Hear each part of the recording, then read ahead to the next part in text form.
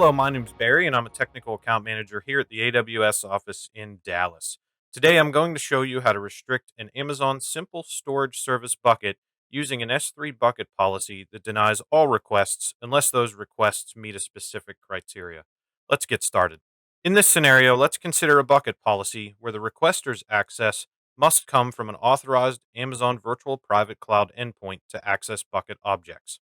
Note, there are various condition keys that can be used for access restrictions and all types of policies. AWS Identity and Access Management user policies, endpoint policies, S3 bucket policies, and S3 ACLs must grant the necessary permissions. Today, we'll focus on bucket policy examples that use these three conditions. Use caution in production environments and review your policy as these examples use explicit deny statements. Our focus today is using several parameters: source VPC to deny access to the bucket if a VPC endpoint is not used, VPC source IP to deny access to your bucket when a specific VPC site or range or IP address isn't used, and finally, source IP to restrict access to specific public IP addresses or ranges. Note that this condition cannot be used for private VPC IP address ranges. Let's start with a policy example that uses an S3 VPC endpoint. As you can see, this policy allows requests only from sources from our VPC endpoint as specified in the policy. Note that because this policy uses an explicit deny with conditions to allow requests only from the VPC endpoint, it does block console access requests to the bucket as seen here. Again, use caution with the actions that you specify so that you prevent lockout from modifying the bucket policy. Let's test our policy from an instance within a VPC that uses our S3 VPC endpoint.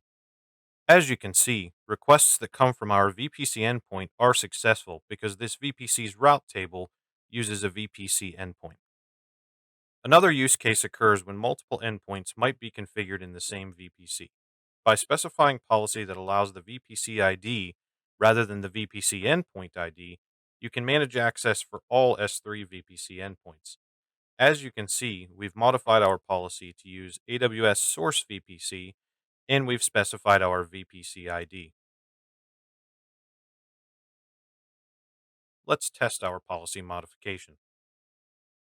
As you can see, our requests were successful, and AWS Source VPC is useful in a scenario where we might be using multiple VPC endpoints within a single VPC. With the current bucket policy, a request from the internet to list bucket objects will still fail. Now we'll add the source IP address of our computer to the bucket policy.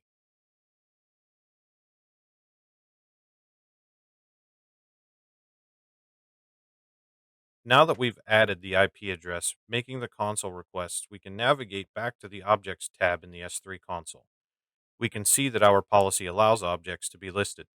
With these policy modifications, any user's outward bound request from the IP address or the VPC ID can list the objects. Also, these conditions can be expanded by other keys and values by using the AWS policy generator. So now you've seen the various ways that policy can be utilized to restrict access to an Amazon S3 bucket. Thanks for watching, and happy cloud computing from all of us here at AWS.